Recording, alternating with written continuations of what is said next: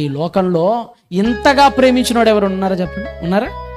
నీ భర్త అయినా ఇంతగా ప్రేమిస్తాడు నేను కళ్ళలో కూడా ఊహించుకో. మాకు ఎవ్వడూ ప్రేమించడం మనల్ని ఇంత, ఎవ్వడూ ప్రేమించడం.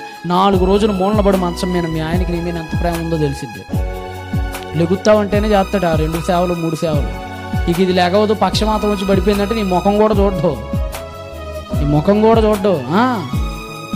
అన్నీ చేస్తుంటేనే నానా బండబూతులు తిట్టించుకోవాల్సి వస్తుంది భర్తల చేత. ఈరోజు అన్నీ చేస్తూనే నానా రకాల తిట్లు తినాలి భర్త చేత. నువ్వు ఏమి చేయకుండా మూలన పడితే ఇక నీ బతుకేంటో ఒకసారి ఆలోచించు. 4 రోజులు చూసి తర్వాత రోజు ముహూర్తం పెట్టమంటాడు రెండో పెళ్ళికి. మన మీద అట్లుంటాయి. భార్యలైనా అంతే, సంపాదించి పెడుతున్నాడు కాబట్టి గౌరవం ఇస్తుంది. అదే పక్షపాతం వచ్చి నాకు తెలిసిన ఒక ఆయన ఉన్నాడండి మా గుంటూరులో. పక్షపాతం వచ్చి మొదలుపెడు అలా లేదు. నా ప్రేమలన్నీ ఆర్థిక బంధాలే, డబ్బు ఇచ్చినంత వరకే ప్రేమలు, పనిచేసినంత వరకే ప్రేమలు. ఏసులాంటి స్వార్థమైన ప్రేమ కదా. నా కోసం అంత అడుక్కునేవాడు అయ్యాడంటే మనం ఎంత ప్రేమ.